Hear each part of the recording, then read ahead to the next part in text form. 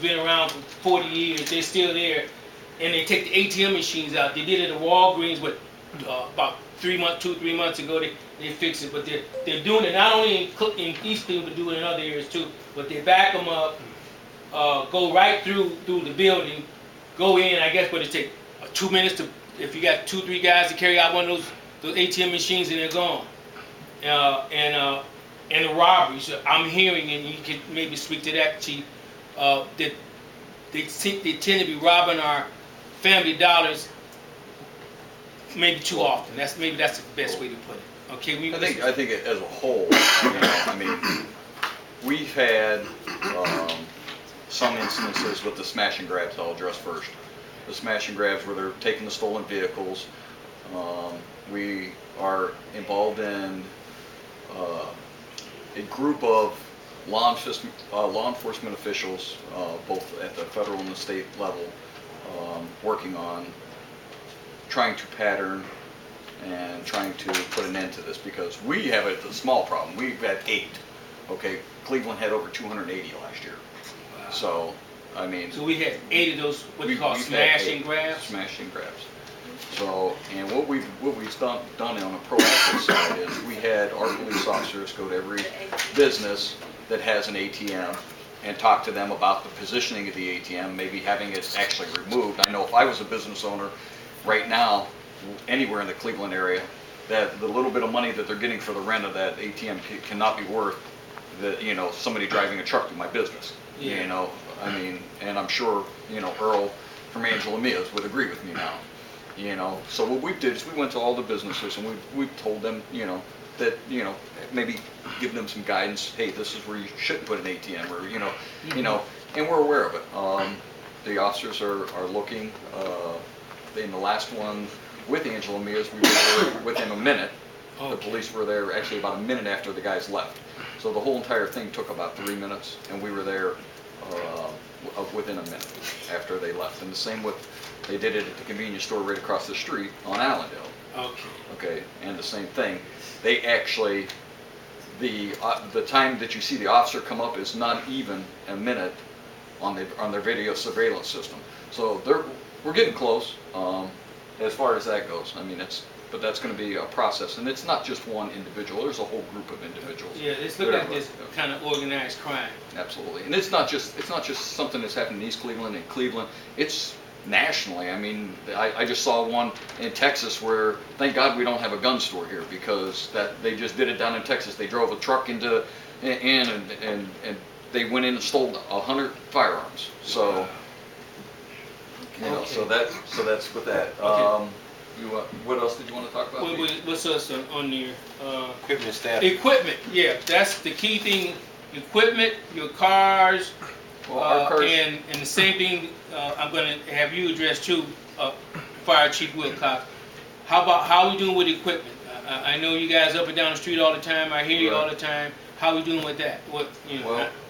And is there a grant that we can use to get you guys some more equipment? We're working on a grant right now that will help us out with that. We just received a grant not too long ago. We're working with the Human Resources Director to be able to hire 3 police officers for our COP grant. So that'll give us some much needed staffing help, assistance there. So that'll be 3 more police officers. 3 more full time.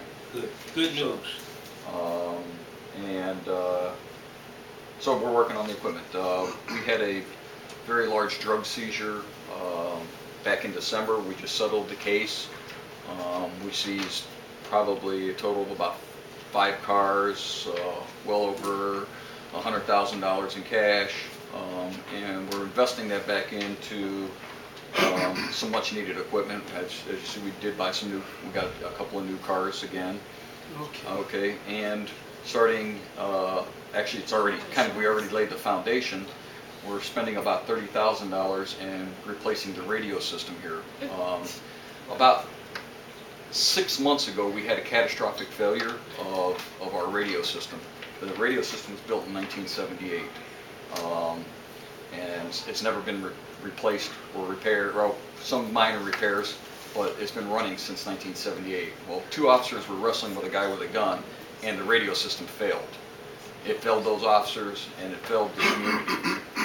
We became a very dangerous situation. So one of the things that we immediately wanted to address was this, and it's going to cost us about $30,000, give or take, a couple of thousand either way. So you're looking in a $30,000 range, and that's all seized drug money that we're going to be using for that.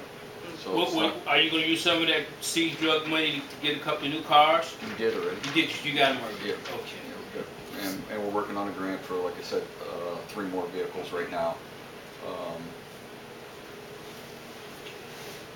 Staffing, I can just say that we're down 50%, 50% from March of 2014. Down 50%. 50%. 50%. I mean, half your, have half your officers. Okay, now we're official. All right. Okay.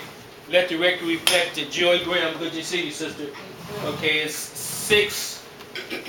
6/11. It's official. Okay, it's an official meeting.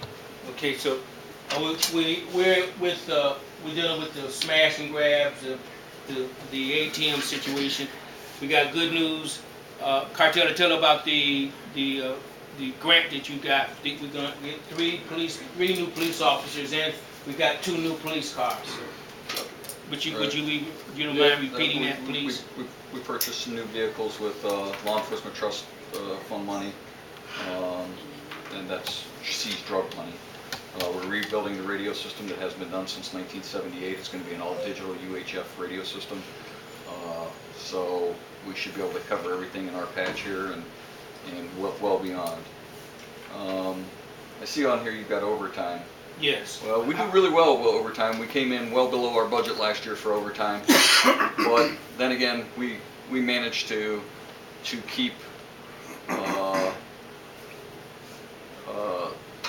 the frequent occurrences of severe incidents where we had a lot of people. It's not doing so well this year. We're already up to our 3rd homicide, and like I said, with all these smash and grabs. We're logging a lot of hours there. Okay. That's in investigations. Yes, investigative hours. Okay, and let's get to this one while you're here. I know this it's a legal issue at this point, but I need to ask you the question publicly. The police officer who ran the young man over at Superior Euclid by White Castle. Is he still on the police force? He's suspended. He's suspended. Now, is his case pending in court, or the case is being what can you say about that for the public? The case is being reviewed by the Cuyahoga County Prosecutor's Office, and I won't make any more comment about that because so is that an investigation? It's their investigation. Okay. The East Cleveland Police Department had nothing to do with the investigation except for to lock down the scene. Right. And once we determined that this was an incident, we called in the State Patrol. So it's actually the State Patrol's investigation. Once they were done with their investigation, their findings were forwarded to the Cuyahoga County Prosecutor's Office. And I spoke with the prosecutor that's in charge of that case on, what did I tell you last week? Wednesday, Thursday? Wednesday or Thursday of last week. And they're still waiting for a few more additional items before they're going to make their decision, so I can't. That's right. You want to say anything about that, Chief of Staff? No. Okay. I mean, it's beyond me. I mean, it's a police investigation. Anything else before I go to the fire chief, because I want to get the military hot, because that's the main reason we're here. Anything else, Chief Cardelli? Have a nice day. Be safe. It's wonderful to be a chief in